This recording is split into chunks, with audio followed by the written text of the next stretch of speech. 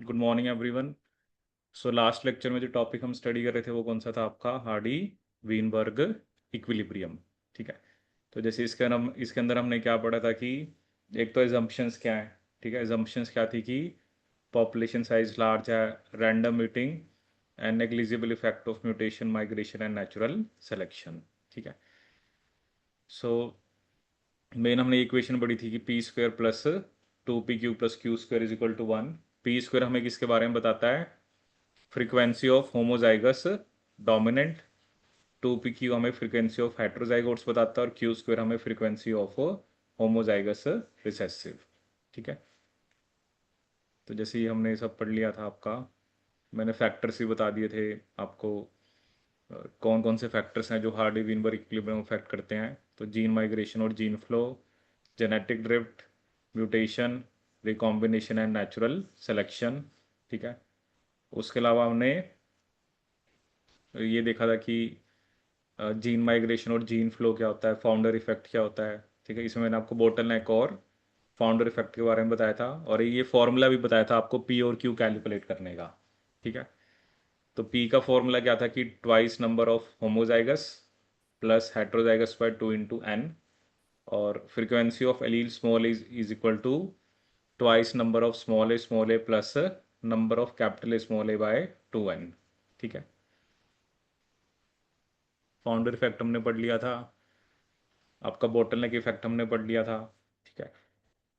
फिर हमने 3 types of selection की बात करी थी। एक तो होता है आपका डायरेक्शनल, स्टेबलाइजिंग एंड डिसरप्टिव। ठीक है, जैसे इसमें जो क्वेश्चन आता है ना, कई बार वो एक मीन वैल्यू देते हैं और mean plus minus standard deviation. ठीक है। अगर तो मीन वैल्यू क्या रह रही है आपकी? सेम है। ठीक है, कि मीन वैल्यू में चेंज नहीं आ रहा है और डेविएशन कम हो रही है, तब वो था स्टेबलाइजिंग। अगर आपकी मीन वैल्यू चेंज होगी तो इसका मतलब वो डायरेक्शनल है। और अगर दो मोड आ गए, that will B by model. ठीक है, या वो डिसरप्टिव होगा। ठीक है। ये वाला क्वेश्चन कर लिया था। क्या आंसर है इसका? जैसे आपको नंबर दिया हुआ है कि कैपिटल एच 90 है, कैपिटल एच स्मॉल है, स्मॉल एच 50 है। Which of the following is the correct frequency of capital H allele and what will be the expected number of capital H in the given population? तो क्या answer है इसका? First देखो ना, इसमें अब आपको एच एलील की फ्रीक्वेंसी निकालनी है, मतलब हमें पी निकालना है। अब पी का फॉर्मूला क्या था? ट्वाइस इंटू 90 प्लस 60, टोटल कितने थे ये? 200। तो 2 × 200 कितना हो गया? 400। यही होगा। तो 240/400। ठीक है, तो यहाँ से पी की वैल्यू कितनी आ रही है आपकी? 0.6। ठीक है, वो देखो ना, एक में ही आ रही है वैसे भी। और हमें यहाँ पर एक्सपेक्टेड नंबर बताना है, तो वो पी स्क्वेयर होगा। अब पी स्क्वेयर का मतलब कितना हो गया? 0.6 का square, which is equal to 0.36। ठीक है। और 0.36 को अगर हम 200 से मल्टीप्लाई करेंगे तो क्या आंसर आएगा आपका? 72। तो क्या आंसर आएगा आपका? 72। तो इसका आंसर क्या होगा आपका? 1। ठीक है, ये क्वेश्चन हमने कर लिया था ट्राई। थर्ड का क्या आंसर है? देखो ये, अब ये दोनों क्वेश्चन एक ही एग्जाम में आए थे। ठीक है, ये और देखो, आप देखो ना, एक ही पेपर के अंदर 4 4 मार्क्स के दो क्वेश्चन आ रहे, तो आप सोचो कि 8 मार्क्स। ठीक है। एक तो चलो हमने ये ग्राफ का पढ़ा था। एक्चुअली क्या होता है ना, ये इवोल्यूशन में पूछ लेता है क्योंकि ये पॉपुलेशन जेनेटिक्स का टॉपिक होता है। तो चाहे आप इसको जेनेटिक्स में पढ़ लो कहीं भी। In a random sample of 400 individual from a population with alleles of a trait in Hardy-Weinberg equilibrium, 36 individual are homozygous for allele small a। मतलब 36 हमारे स्मॉल ए हैं। ठीक है। How many individuals in the sample are expected to carry at least one allele capital A. ठीक है। अब at least का मतलब है कि कम से कम एक एलील कैपिटल ए वाली होनी चाहिए। ठीक है। तो अब उसको हम कैसे निकालेंगे, क्योंकि हमें पता है कि 36 तो स्मॉल ए हैं। अब एटलीस्ट वन का मतलब इसमें कैपिटल ए और कैपिटल ए स्मॉल ए दोनों चाहिए। ठीक है, कैपिटल ए और कैपिटल ए स्मॉल ए दोनों। ठीक है। तो ये मिलके कितना हो जाएगा आपका? 400 में से सिर्फ हमने 36 को माइनस कर देना है, तो कितने आ जाएंगे 364। तो इसका आंसर क्या होगा आपका 364। ठीक है, फिफ्थ का क्या आंसर है? अब लिखना कि मीन और स्टैंडर्ड डेविएशन हमें बॉडी साइज का in Drosophila population are 8.5 and 2.2 mm respectively. Under natural selection over many generations the mu and sigma of the body size change to 8.5 and 0.8 mm respectively. ठीक है, कि ये 8.5 मतलब आपका जो म्यू है वो तो सेम रह रहा है, बट सिग्मा क्या हो गया कम। तो मैंने आपको आपको बताया था अगर स्टैंडर्ड डिवीजन कम हो रही है तो इसका मतलब वो क्या आपका स्टेबलाइजिंग। तो इसका आंसर क्या होगा आपका फोर्थ। ठीक है, इसमें से हमने सेवन तो कर लिया था, सिक्स नहीं किया था ना। सिक्स का क्या आंसर आ रहा है? अब इसमें हमें क्यू निकालना है ना। तो क्यू का फॉर्मूला क्या बताया था, ट्वाइस इंटू। अब स्मॉल बी वाले 15 है, हेट्रोजाइगस वाले कितने हैं 30। टोटल कितने हैं ये 65 प्लस 15 यानी 80 प्लस 30 110। तो टू को 110 से करेंगे तो 220 आ गया। तो ये कितना आ रहा है 60/220। तो इसको अगर आप सॉल्व करोगे तो कितना आ रहा है 0.27। ठीक है, फिर एक क्वेश्चन हमने ये किया था ना कि अगर स्मॉल पॉपुलेशन है और जो जेनेटिक ड्रिफ्ट है, sorry genetic variation is often lost through genetic drift. अगर पॉपुलेशन साइज जो मैमल का है on an isolated island is 50, what percentage of its genetic variation is lost every generation. ठीक है, तो कितने परसेंटेज वेरिएशन जो है वो लॉस्ट होगी। तो इसका फॉर्मूला मैंने आपको बताया था 1/2n। ठीक है, बाकी मैंने आपको ये तीन चार फॉर्मूले बताए थे। इसमें बस ये है कि जो वैसे तो जो probability of Newton mutation to be lost to be fixed उसका तो 1/2n है। एक ही है कि proportion of population which allele is fixed और लॉस्ट पर जनरेशन। ठीक है, तो जहाँ पर जनरेशन लॉस्ट और फिक्स होगा तो वो 1/4 है, और जहाँ पर डिक्रीज है वो 1/2n है। ठीक है, जैसे ये क्वेश्चन मैंने एक दिया भी था आपको। In several population each of size 20 if genetic drift results in change in the relative frequency of allele. देखो मैंने आपको पहले ही बताया कि जो हार्डी विनबर्ग इक्विलिब्रियम की एक assumption थी कि पॉपुलेशन साइज बड़ा होना चाहिए, क्योंकि पॉपुलेशन साइज अगर छोटा होता है तो उस पर क्या ऑपरेट होती है आपकी जेनेटिक ड्रिफ्ट। ठीक है, क्योंकि पॉपुलेशन साइज अगर छोटा है तो वहां पे क्या ऑपरेट होती है आपकी जेनेटिक ड्रिफ्ट। अब यहां पर देखो उसने क्या बताया ना कि what is the rate of increase per generation in the population in the proportion of population in which the allele is lost or fixed। तो यहां पर तो हमें 1/4 निकालना है। ठीक है, और जो rate of decrease per generation है in which allele frequency class between 0 and 1, उसके लिए क्या फॉर्मूला है 1/2n। ठीक है ना, यही था ना देखो पीछे। एक तो था रेट ऑफ, मतलब यहाँ पर तो चलो प्रोपोर्शन लिखा हुआ था, लॉस और फिक्स जहां पर होता है वहां पर हमने 1/4n लगाना है, और जहां पर rate of decrease per generation तो वहां पर हमने क्या लिखना है आपका 1/2n। ठीक है, तो 1/4n कितना आ रहा है, मतलब 1/4 × 20 कितना आ रहा है 1/80। तो ये कितना आ रहा है 0.125 या 0.125। 0.0125 देखो एक ही ऑप्शन में है। ठीक है, और rate of decrease per generation in each Aleel frequency. देखो क्या ना, यहाँ पर कहने का मतलब है जैसे एक अलील है। ठीक है, जैसे अब क्योंकि हम यहाँ पर सिर्फ जैसे अभी हम मान लो दो अलील की बात कर रहे हैं। ठीक है ना, और तो पॉपुलेशन में जैसे हमने मल्टीपल अलील भी हो सकते हैं, जैसे हमने ब्लड ग्रुप वाला क्वेश्चन भी किया था, इसमें भी होगा, वो भी डिस्कस करेंगे। तो rate of decrease per generation मतलब कि जैसे जो एलील है मान लो एक पी है क्यू है, अब उसकी एक फ्रीक्वेंसी है। अगर पॉपुलेशन का साइज छोटा होता है तो वो कहता है एलील की फ्रीक्वेंसी के डिक्रीज होने के चांसेस कितने हैं। एक इंक्रीज है, रेट ऑफ इंक्रीज। अब देखो ना दो ही चीजें होंगी, अगर आप कह रहे हो एक एलील की फ्रीक्वेंसी फॉर एग्जांपल 0.6 है, या तो वो 0.7 भी हो सकती है या 0.5 भी हो सकती है। तो रेट ऑफ इंक्रीज पर जनरेशन का फॉर्मूला है 1/4n।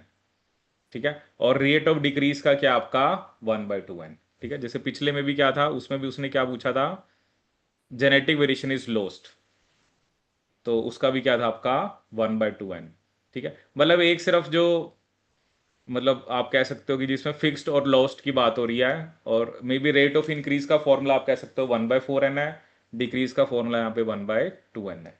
ठीक है, देखो मैं आपको बता रहा हूँ ना, हम सिर्फ सिंपल हार्डी विनवर्ग पढ़ते हैं, बट जो डिफरेंट आपके क्या हैं, जो डिफरेंट फैक्टर्स हैं, ठीक है, अब उसके इफेक्ट को दिखाने के लिए फिर वही है कि उसके लिए पूरा पूरा चैप्टर होता है।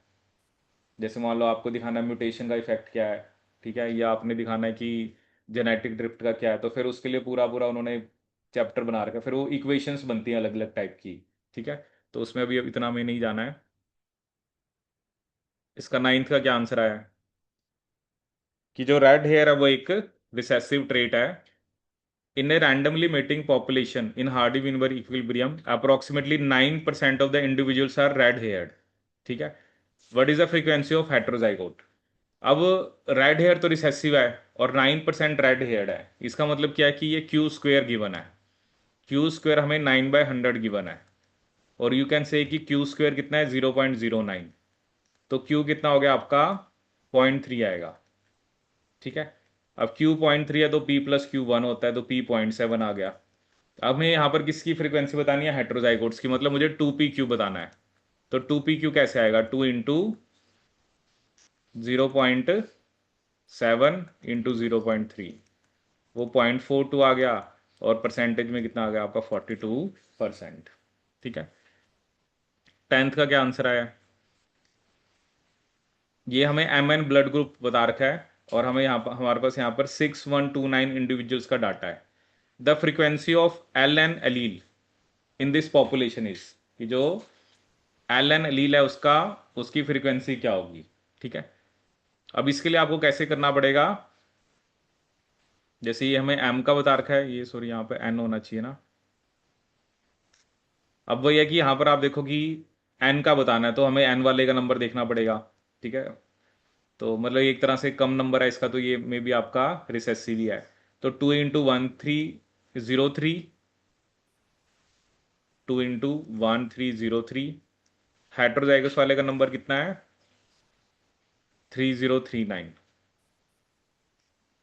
Divided by 2 × 6129, 2 × 6129। ठीक है, तो ये कितना आ गया आपके पास, 2606 plus 3039।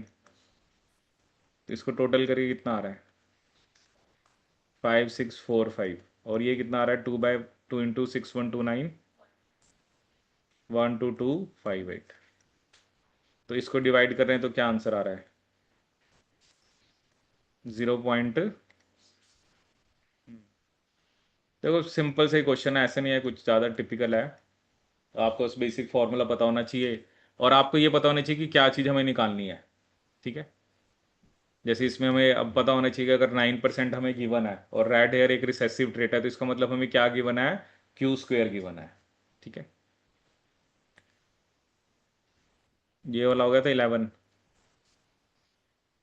In a population of 2000 individuals of plant species, genetic difference at a single locus leads to different flower colors. The alleles are incompletely dominant. The population has 100 individuals with genotype small r, 800 individuals with the capital R small r, और remaining जो है वो capital R है। ठीक है, मतलब 2000 में से 100 तो स्मॉल आर है, 800 कैपिटल आर स्मॉल आर है, तो बाकी 1100 कौन से होंगे, कैपिटल आर। बट यहाँ तो हमें सिर्फ किसकी फ्रीक्वेंसी निकालनी है, स्मॉल आर की। ठीक है, तो क्यूब कैसे निकाल लेंगे यहाँ पर हम, 2 × स्मॉल आर वाले कितने हैं, 100 प्लस 800, टोटल कितने हैं यहाँ पर, 2000। 2 × 2000 इज 4000। तो इधर simply 1000/4000, which comes out to be 0.25। ठीक है, ये हमने कर लिया था ट्राई। इसका क्या आंसर है, the frequency of homozygotes in a diploid population is 0.68। भले ये क्यू स्क्वेयर गिवन है हमें, तो क्यू कितना आ रहा है,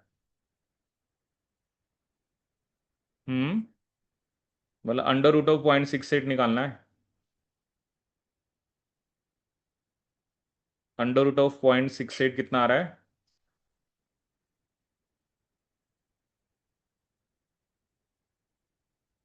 0.82। तो 0.802 लगाया है ना? यही बनेगा, क्योंकि ये मतलब Q 0.8 आ रहा है ना, या मतलब जो भी आप P लगा लो, P होगा ये जैसे। तब नहीं नहीं, अभी होमोजाइगोट्स का मतलब देखो क्या होना चाहिए, इसका मतलब इसके अंदर कैपिटल ए और स्मॉल ए दोनों होने चाहिए ना, कि नहीं?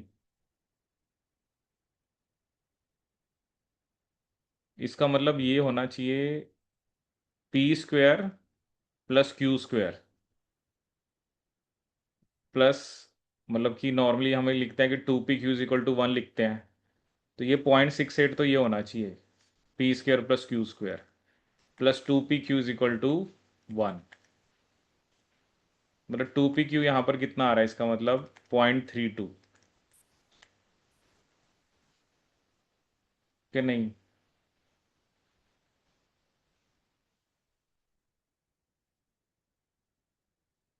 मतलब आपने तो मल्टीप्लाई वैसे करके देखा है? नहीं ना, वो P नहीं है ना, वो P² प्लस Q² है। The frequency of homozygotes. अब होमोजाइगोट्स में तो दोनों आ गए ना, तो दोनों ही मानने चाहिए।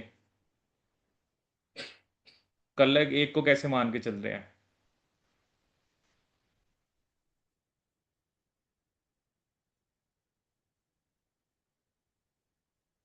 जब फ्रीक्वेंसी ऑफ होमोजाइगोट्स का मतलब तो उसके अंदर दोनों ही आएंगे ना, कैपिटल ई भी आएगा, स्मॉल ए भी आएगा। ठीक है। अब देखो ना, वैसे भी अगर आप पुट करके देखो, मतलब ये वैल्यूज पुट करके देखो, 0.1 × 0.9 × 2, तो वो 0 में भी 1.8 आएगा। ठीक है ना, जैसे ऑप्शन के हिसाब से आप देख सकते हो ना कि 2 या P × Q कितना आना चाहिए, 0.16 आना चाहिए। अब यहाँ पर ऑप्शन हैं 0.1 × 0.9, ये तो 0.09 आएगा। 0.2 × 0.8 0.16 आएगा। 0.4 × 0.6 0.24 आएगा। और 0.5 × 0.5 0.25 आएगा। तो इसका आंसर तो फिर तभी क्या बनेगा आपका? बी। ठीक है। इसका क्या आंसर होगा? ये करा नहीं था हमने पहले? यही वाला क्वेश्चन कराया था ना, जब हमने ब्लड ग्रुप पढ़ा था। देखो इसमें क्या है ना कि sampling of 200 persons for their ABO blood group was done from an urban area. The types of blood group observed in the given population are as follows.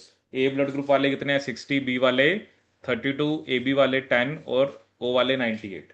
ठीक है। अब देखो ना, इसमें तीन एलील हैं, तो मैंने आपको पहले भी एक फॉर्मूला बताया था कि P plus Q plus R का square, that is equal to P² plus Q² plus R² plus 2PR plus 2QR plus 2 2PQ 2PQ। अब इसमें देखो क्या होता है ना, आपको पता है कि जब मैंने आपको ह्यूमन ब्लड ग्रुप बताया था, तो क्योंकि ये तो किसका एग्जाम्पल है, मल्टीपल एलील्स का, क्योंकि यहाँ पर आप मल्टीपल एलील्स की बात करते हो ना। अब इसमें मतलब एक एलील होती है IA, एक होती है IB, एक होती है स्मॉल आई। अब इसका मतलब कि जो P² है, जैसे अगर मान ले कि IA की फ्रीक्वेंसी P है, IB की Q है और स्मॉल आई की R है, तो P² हमें किसके बारे में बताएगा? IA। Q² हमें किसके बारे में बताएगा? IB। R² हमें किसके बारे में बताएगा? Small I. अब जैसे 2PR वाले, इसमें IA और स्मॉल आई, ये हमें IA स्मॉल आई के बारे में बताएगा। ठीक है। ये हमें बताएगा IB स्मॉल आई के बारे में, और सॉरी ये 2PQ होगा ना यहाँ पे। 2PQ हमें किसके बारे में बताएगा? IA IB के बारे में। ठीक है। मतलब जो आपको अगर 60 गिवन है ना, तो 60 का मतलब उसमें P square plus 2 p are, वो मिला के 60 है। 32 मतलब क्यू स्क्वेयर और आपका 2 क्यू आर मिला के। और जो ए बी है मतलब वो तो 2 पी क्यू है। और जो ओ है वो आर स्क्वेयर है। ठीक है, अब जैसे इसमें हम क्या कर सकते हैं ना, जैसे आर स्क्वेयर है, जैसे आर स्क्वेयर मैंने आपको बताया था कि R square is equal to 98/200, क्योंकि 98 है ना ये 200 में से। तो यहाँ से आर स्क्वेयर कितना आ जाएगा, 0.49। तो आर यहाँ से कितना आ गया, 0.7। आर यहाँ पर हमारा कितना आ गया, 0.7। आर कितना आ गया, 0.7। तो आर स्क्वेयर कितना है, 98/200। तो R square is equal to 0.549। R यहाँ पर कितना आ गया आपका, 0.7। मतलब जो आई यू है वो तो 0.7 है, वो तो पक्का है। ठीक है, इसके बाद क्या बताया था मैंने आपको, ये क्वेश्चन हमने पहले भी डिस्कस किया था ना, जब हमने ब्लड ग्रुप डिस्कस किए थे। कराया था कि नहीं कराया था, जब मैंने आपको बताया होगा इनकम्प्लीट डोमिनेंस।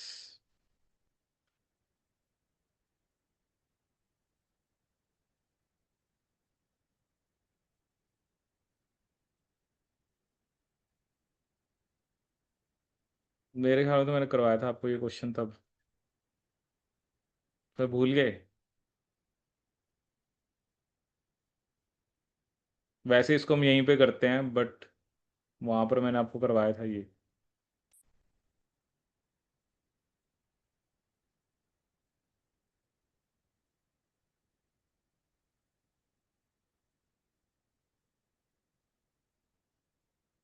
क्या करवाया था फिर इसके बाद। Hmm. B square plus two P R हमारे पास वो है 60। Hmm. B plus R square basically हमारे पास वो था। तो उससे हमने ये वैल्यू डाल दी थी 0.3 करके। हम्म। फिर वो देखो इसमें क्या ना, आपको मैंने, जैसे आप इसमें से क्या मान के चल सकते हो, जैसे आप, ये तो 3 एलील थी, जैसे आप मान के चल सकते हो पी प्लस आर का स्क्वायर। ठीक है, अब पी प्लस, अगर हम आर के स्क्वायर की बात करें, ठीक है, अब इसका मतलब हम कौन से ब्लड ग्रुप्स की बात कर रहे हैं, क्योंकि इसका क्या होगा, p square plus R square plus 2 p R, यही होगा। ठीक है, अब इसमें मतलब हम कौन से ब्लड ग्रुप को लेके चल रहे हैं, ए और ओ को। ठीक है, अगर हम ए और ओ को इकट्ठा कर दें तो उनकी फ्रीक्वेंसी देखते हैं वैसे कितनी आ रही है। मतलब दैट इज ए वाले 60 हैं, ओ वाले 98 है। ठीक है, तो 60 प्लस 98 कितना हो गया, 158। टोटल कितना है, 200। 158/200 कितना आ रहा है, ये आएगा 0.79। क्या नहीं, टोटल में से ये आएगा ना 0.79। ठीक है, इसका मतलब ये मुझे क्या गिवन है,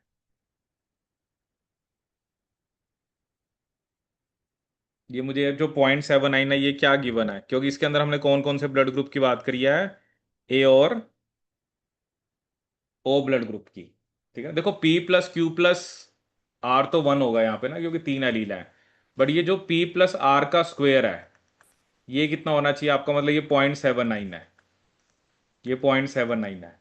ठीक है, इसमें से मेरे को क्या पता है, जैसे आर का स्क्वायर तो मुझे पता है कि वो कितना है, 0.49, यही है ना। तो पी प्लस आर का स्क्वायर 0.79 है, मतलब 0.79। और मुझे क्या पता है, आर का स्क्वायर पता है। तो P square plus 2 p are plus 0.49। तो यहां से P square plus 2 p are कितना आ गया आपके पास, 0.30। या यहां से आप एक चीज और क्या कर सकते हो, इसमें तो चलो कॉम्प्लेक्स हो जाए, यहां से आप पी प्लस आर का, यहां से 0.79 का अंडर रूट निकालो, वो कितना है। उसको रहने दो आप, क्योंकि वो इक्वेशन बन जाएगी। जैसे p प्लस आर का स्क्वायर हमें पता है 0.79 है, तो p प्लस आर होगा अंडर रूट ऑफ 0.79, वो कितना आ रहा है? 0.0888। ठीक है, ये 0.88 आ रहा है।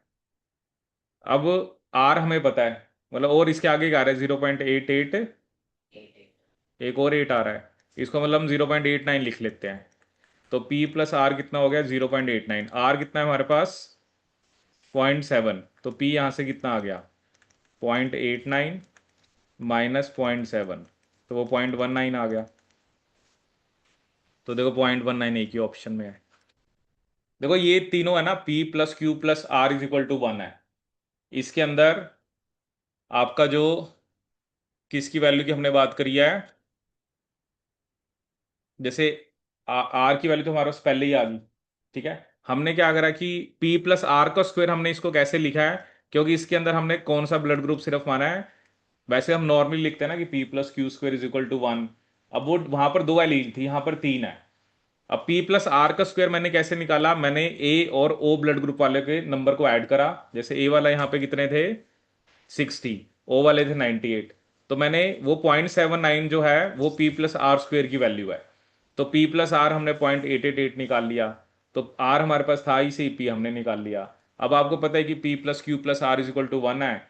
तो p आपके पास कितना आ गया? मतलब 0.19। तो ऑटोमेटिकली फिर आर आपके पास कितना बचा? मतलब आप ऐसा भी कर सकते थे, आप बी और उसका भी कर सकते थे। मतलब आप जैसे क्यू प्लस आर का स्क्वायर भी लिख सकते थे, कि क्यू प्लस आर का स्क्वायर कितना होता, फिर उसके अंदर आपको बी ब्लड ग्रुप और ओ का ऐड करना पड़ता। मतलब 32 और कितना ऐड करना पड़ता? 98। अब 32 प्लस 98 कितना होगा? 130/200। अब ये कितना आ रहा है?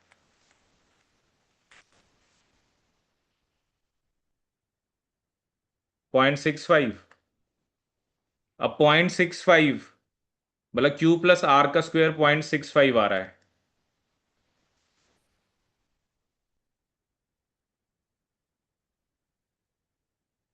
तो यहां से क्यू प्लस आर कितना आएगा?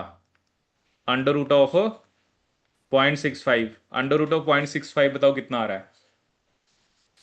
0 पॉइंट, हाँ उसको हम 0.81 लिख सकते हैं। ठीक है, उसको हमने 0.81 लिख दिया।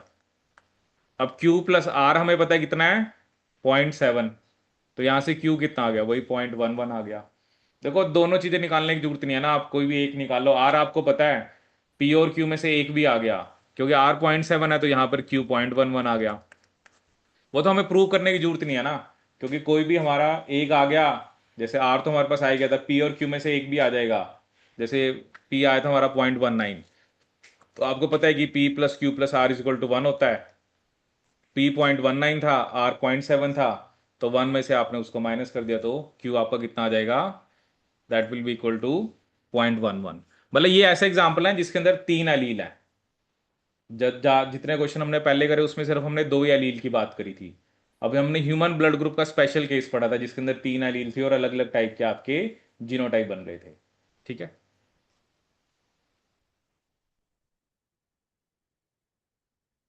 इसका क्या आंसर होगा?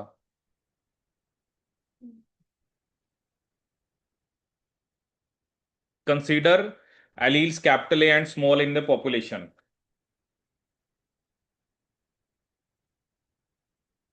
The frequency of heterozygote will be highest when.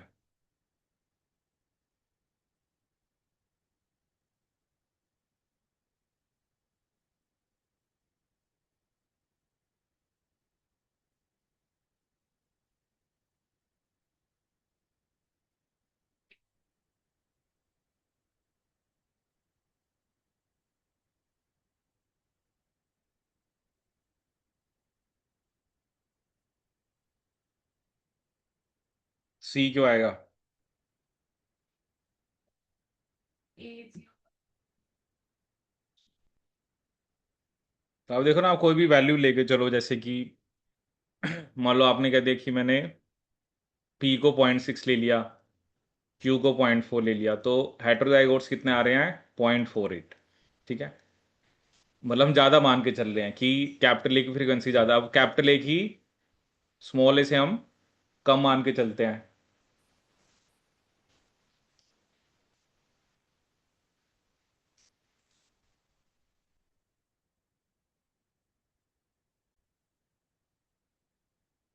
ठीक है, तो हमने एक में फ्रीक्वेंसी मान ली ज़्यादा कि पी 0.6 है, क्यू 0.4 है।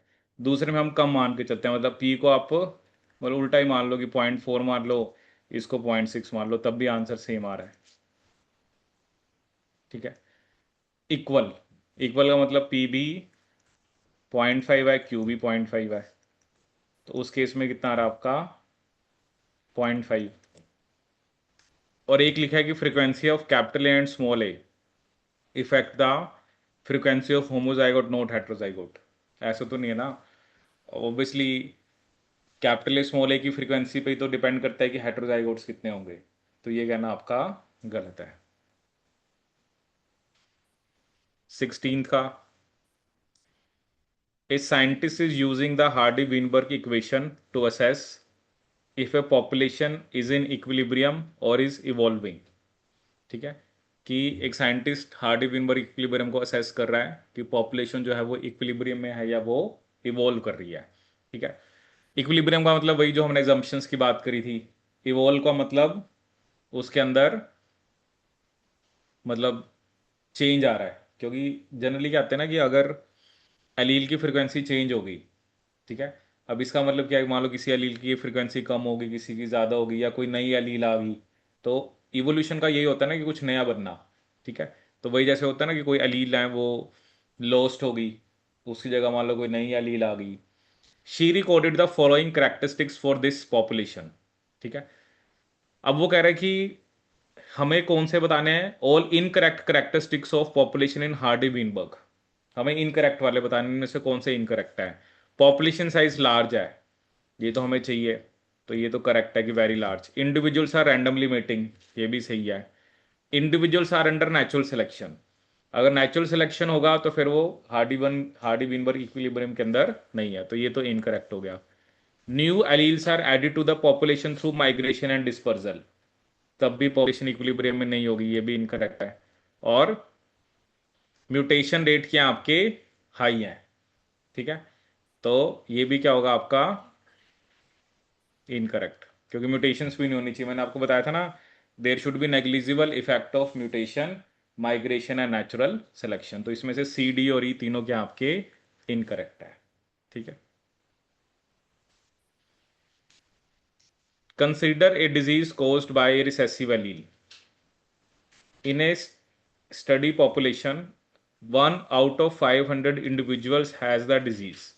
Based on the Hardy-Weinberg equilibrium, या Hardy-Weinberg equation, what is the percentage of individual who are carriers of the recessive allele for the disease? Carriers कितने होंगे?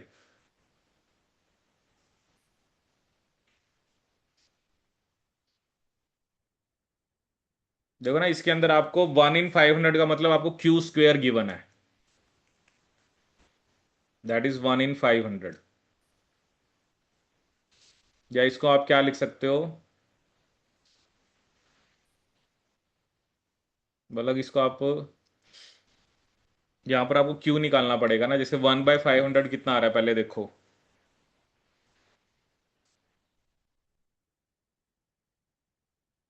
1/500 आ रहा है 0.002, तो ये क्यू स्क्वेयर है 0.002। तो अंडर रूट ऑफ अगर हम 0.002 निकालें तो वो आ रहा है 0.04, तो क्यू आ गया 0.04।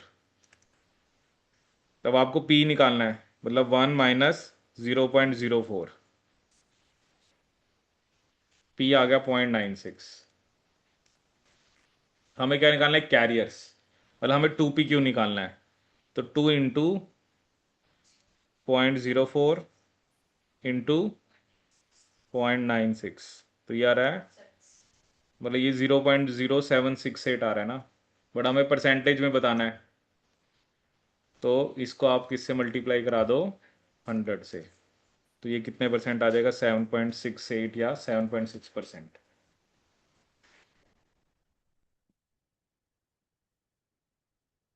क्या आंसर आ रहा है? सर ये तो ऐसे ही था, पर डेसिमल ज्यादा लेंगे तो 8.5 है। इसका 7.6% आएगा। सेम ही था, बस नाम बदला हुआ है। पता नहीं आए होंगे शायद, पता नहीं, अभी ये आसपास आए होंगे दोनों। रफली 1 out of every 500 has the disease, तो वही आएगा, इसका भी 7.6। अब देखो ये क्वेश्चन 4 मार्क्स में आ रखा है, ऐसे ही क्वेश्चन आता है इसके अंदर ना। ये लिखा नहीं, December 23 शिफ्ट में आया था, ये पता नहीं कौन सी शिफ्ट में आया है इसका।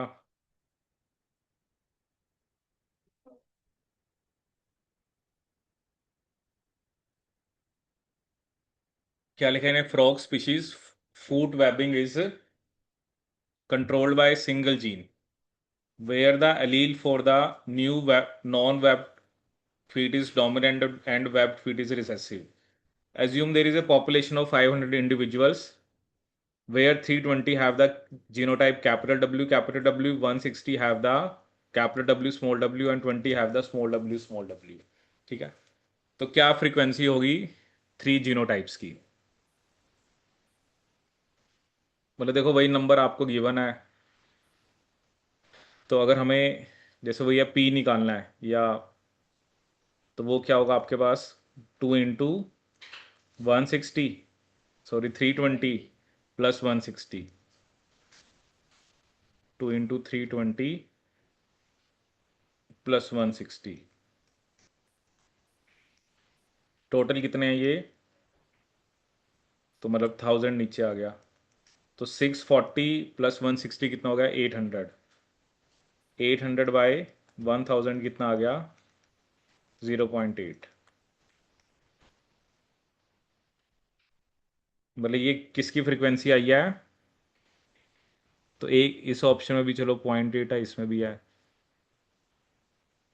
तो 0.8 यहाँ पे, मतलब फर्स्ट और फोर्थ ऑप्शन तो एलिमिनेट होगी ना, कि एक में ही है, कैपिटल डब्ल्यू ही है ना, दोनों 0.8 है, इसमें भी है, सेकंड ऑप्शन में भी है, थर्ड में भी है। ठीक है, स्मॉल डब्ल्यू की निकालनी है तो वो कितनी आएगी, ऑब्वियसली ये तो वन ही होते हैं दोनों एलील का फ्रीक्वेंसी का, तो स्मॉल डब्ल्यू की फ्रीक्वेंसी कितनी आएगी, 0.2। ठीक है, लेकिन अब हमें होमोजाइगस और हेट्रोजाइगस की बतानी है, तो 0.8 का स्क्वायर कितना हो गया, 0.64, बस वो इसी ऑप्शन में है।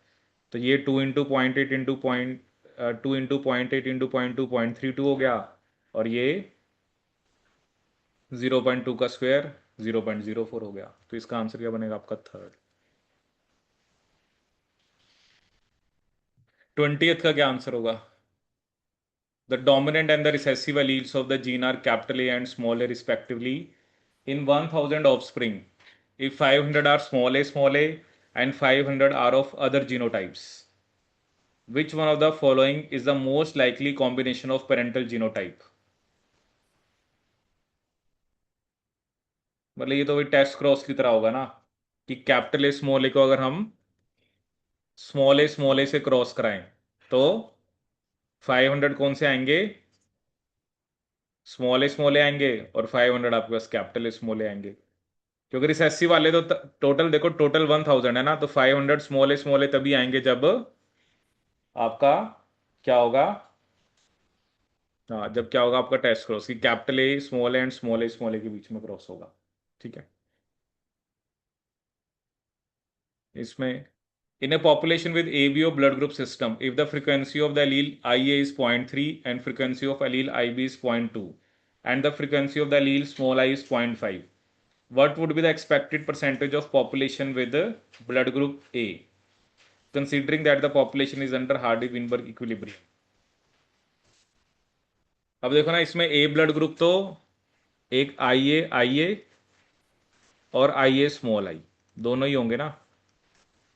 अब आई ए के निकाले तो ए की फ्रीक्वेंसी पॉइंट कितनी दी रखी है आपको, 3, तो 0.3 का स्क्वायर ये तो 0.09 आ गया।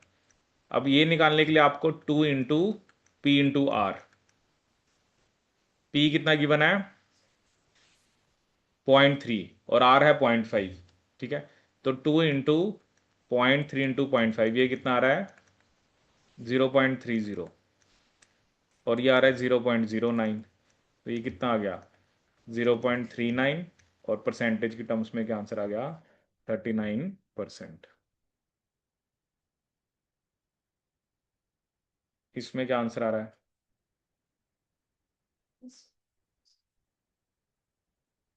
In a population, the frequency of allele small a is 0.2 and B is zero point 0.1. Considering that there are two alleles for each of the gene, what would be the expected percentage of population with genotype capital A small a capital B small b? कैसे निकालेंगे इसे? से कर दिया P Q तो एक हम्म। हो गया है हमारे पास। पी मान लेते हैं अगर हम की 0.2 है तो हम इससे हमने क्यू निकाल दिया हम्म। 0.8। दूसरे केस में भी हमने सेम किया और हम्म। केस में हमने बताया कि अलग अलग हेटेरोजाइगस का कंडीशन 2pq वाला और दोनों को फिर मल्टीप्लाई कर दिया क्योंकि वो थे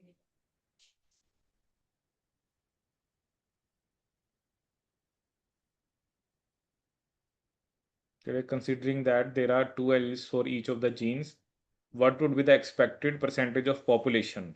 क्या निकाला आपने आंसर इसका?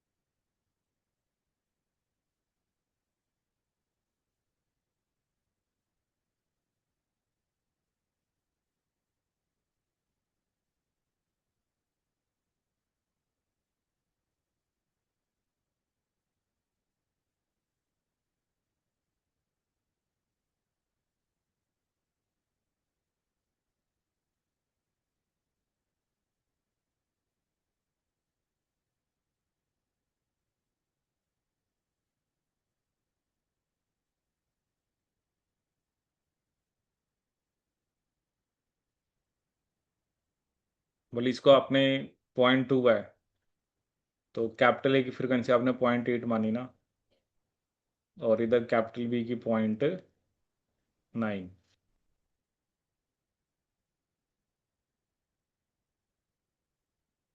तब दोनों को अलग अलग माना है।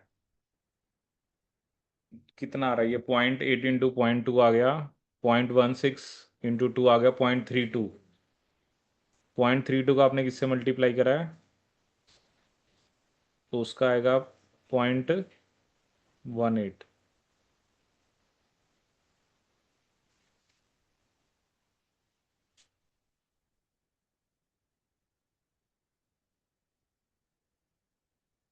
0.32 इंटू 0.18 कितना है? 0.0576। इसको किसे 100 से मल्टीप्लाई करा है?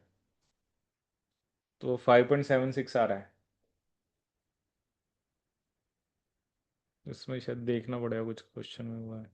क्योंकि 0.0576 को अगर आप 100 से कर रहे हो तो फिर तो 5.76 आ रहा है।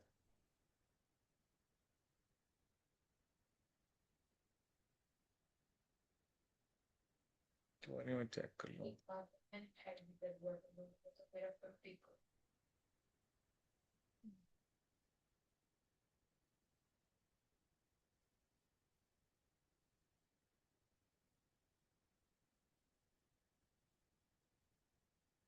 क्योंकि एक जो मैंने आपको वैसे केस बताया था ना, वो लेकिन उसमें सारी एलील सेम थी, जिसमें चारों कैपिटल हो। जैसे टेट्राप्लॉइड वाला आपको बताया था ना, जिसको हमने बाइनोमियल थ्योरम से करा था, वो अलग केस था, बट उसमें क्या था कि चारों एलील सेम थी।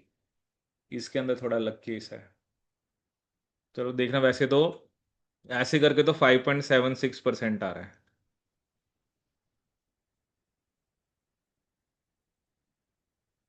इसमें क्या होगा?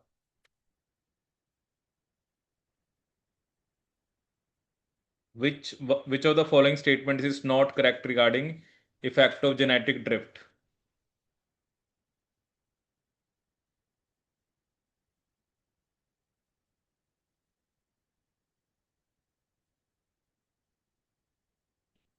डी। पहला तो क्या दे रखा है, it alters allele frequency substantially only in small population.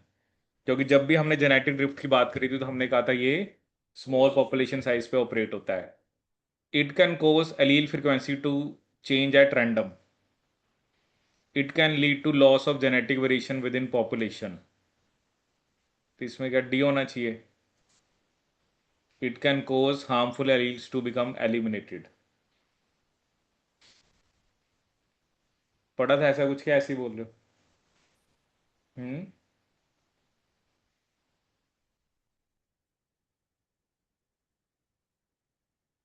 तो ये तो चलो हमने पढ़ा ही था ना कि जेनेटिक ड्रिफ्ट जो है वो स्मॉल पॉपुलेशन साइज के ऊपर ऑपरेट होती है।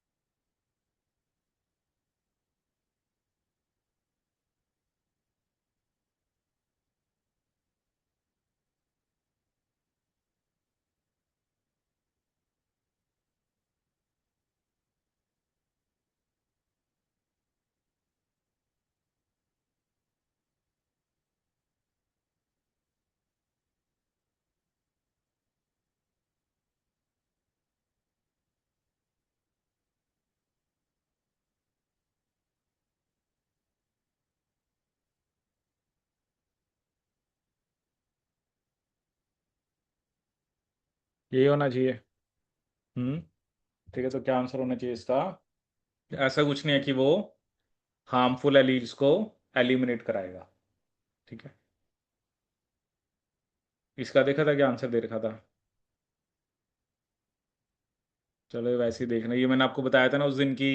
जैसे अब इस क्वेश्चन में क्या है, in a population of effective population size. अब इसमें हमें रेट ऑफ न्यूट्रल म्यूटेशन बता रखा है और फ्रीक्वेंसी ऑफ हेट्रोजाइगोट्स पर न्यूक्लियोटाइड साइट। अब देखो क्या होता है ना, हेट्रोजाइगोट का मतलब क्या होता है कि जैसे अलील जीन में कोई चेंज आ गया। अब वो डिपेंड कर सकता है ना कि कितने न्यूक्लियोटाइड में चेंज आया है, क्योंकि एक न्यूक्लियोटाइड में भी चेंज आ गया तो वो तो फिर आपकी अलग एलील होगी ना। ठीक है। तो ये मैं आपको अभी बता रहा था ना, ये सब चीज़ें अलग अलग जो पॉपुलेशन के ऊपर अलग अलग टाइप का जैसे म्यूटेशन हो रही है, जेनेटिक ड्रिफ्ट हो रही है, तो उसके इफेक्ट को दिखाने के लिए होता है। ठीक है। ये मैंने वैसे ही आपको क्वेश्चन दिखाया था, देखना अब इसका आंसर क्या होगा। ठीक है। भले इसके अंदर एनी इफेक्टिव पॉपुलेशन साइज है, म्यू नॉट, मतलब दो ही चीज़ें दे रखी हैं, एक रेट ऑफ न्यूट्रल म्यूटेशन दे रखा है और एक इफेक्टिव पॉपुलेशन साइज। ठीक है। इसका देखा था। Which one of the following statements is incorrect? Loss of genetic variation occur within a small population due to genetic drift. The number of deleterious allele present in the gene pool of a population is called the genetic load. ठीक है, मतलब ये definition हो गया कि जो डिलीटेरियस allele हैं, मतलब कि जो अ, मतलब अलग अलग टाइप की एलील हो सकती है ना, जो डिलीटीरियस का मतलब क्या होगा, जो मे बी हार्मफुल होंगी, तो वो एलील जो जीन पूल के अंदर आए उसे हम जेनेटिक लोड बोलते हैं। ठीक है। Genetic erosion is the reduction of levels of homozygosity. पढ़ा था जेनेटिक इरोजन क्या होता है? हम्म। एम ही बोले जा रहे हो, थर्ड है। जी लॉस जैसा है। मतलब ऐसा कुछ नहीं होता कि होमोजाइगोसिटी का लेवल कितना लॉस हो रहा है। और फोर्थ क्या है कि inbreeding depression results from increase homozygosity.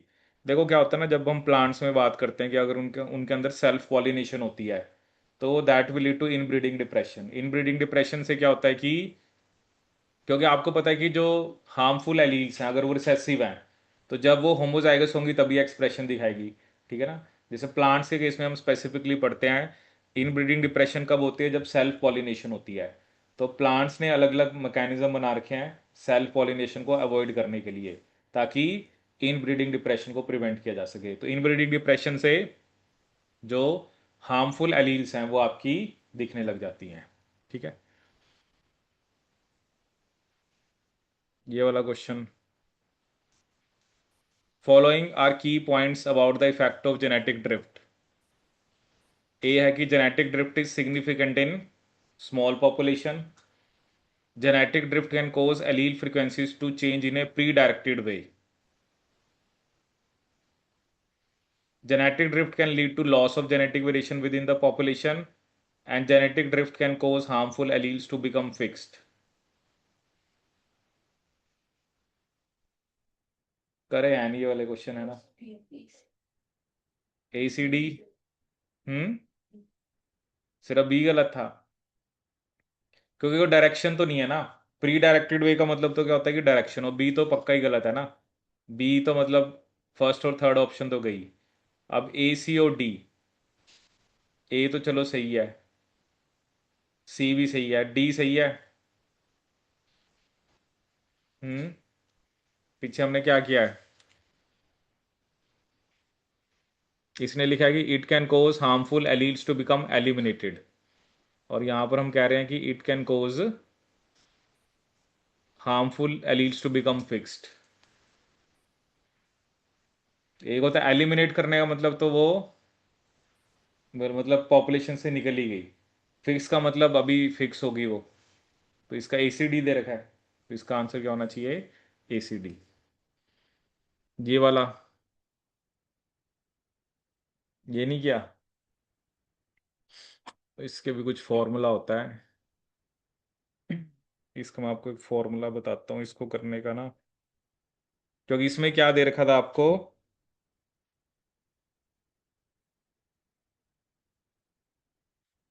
A founder population has capital A, small a, heterozygote genotype with frequency 1।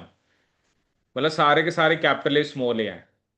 With repeated self fertilization, the frequency of capital A capital A capital A and small A after 3 generations will be. इसमें ना एक formula लगता है।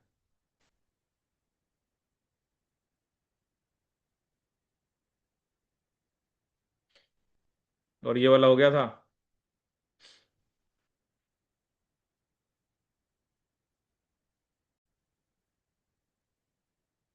ठीक है, तो इस question करने के लिए आपको फॉर्मूला क्या लगाना पड़ेगा, मतलब अगर आपको, जैसे चलो जो तो आपके होमोजाइगस होते हैं, ठीक है, जैसे चाहे आप ऑब्वियसली कैपिटल ए, चाहे आपका कैप स्मॉल ए है, उसके लिए तो फॉर्मूला इन्होंने सेम ही बता रखा है, 1 - 1/2 डिवाइडेड बाय 2। ठीक है, 1 - 1/2 ठीक है।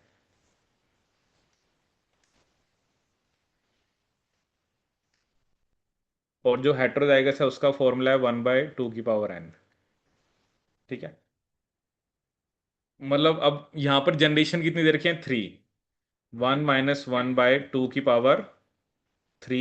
1/2 दैट इज इक्वल टू 1 - 1/8/2। तो ये कितना आ गया, 7/8 इंटू टू, तो ये तो 7/16 आ गया। वैसे तो इसी से निकल गया ना कि ये भी 7/16 एक ही गिवन है ये भी। ठीक है। और 1/2 की पावर n का मतलब 1/2 की पावर 3, तो वो 1/8 आ गया।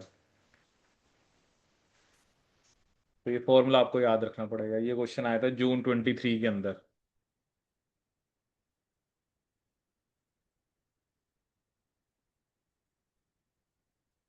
डन।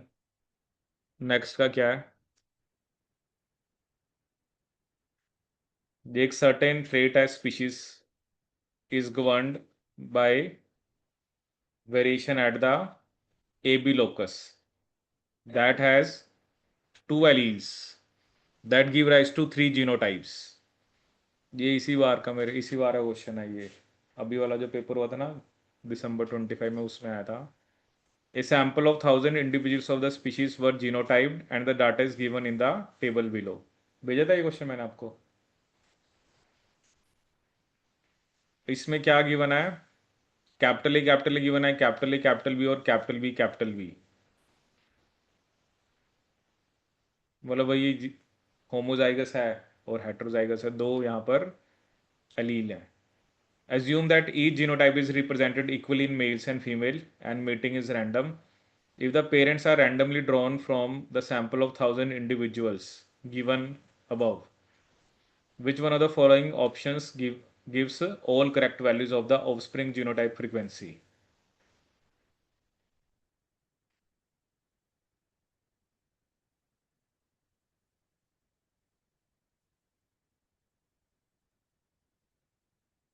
अब इसमें आपने पहले क्या निकाला? पी निकाला है। पी कितना आ रहा है? 2 × 400 प्लस 400/2000। तो ये कितना आ गया? 1200/2000 कितना आ रहा है? 0.6। तो ये 0.6 एक ही ऑप्शन ये तो, लेकिन क्या है आपके पास? ये तो पी है ना, लेकिन आपको तो क्या बताना है? P square. तो वो 0.36 हो गया। ठीक है। ऑटोमेटिकली फिर क्यू 0.4 होगा, तो क्यू स्क्वेयर 0.16 आ जाएगा। और 2PQ आपके पास है 0.48, तो इसका आंसर क्या होना चाहिए? फोर्थ। ये इस बार आया था पेपर में। ठीक है। तो ये हो गया आपका। वही ना कि थोड़ा बहुत थ्योरेटिकल भी क्वेश्चन आता है, जैसे आप थोड़ा बहुत ये जेनेटिक ड्रिफ्ट के बारे में कुछ स्टेटमेंट्स आपने याद रखनी है। बाकी मेनली तो यहाँ पर आपके सामने न्यूमेरिकली आता है। तो ये हो गया आपका हार्डी विनबर्ग इक्विलिब्रियम। ठीक है। सो नेक्स्ट टॉपिक जो हम पढ़ेंगे उसका क्या नाम है आपका? Bacterial genetics.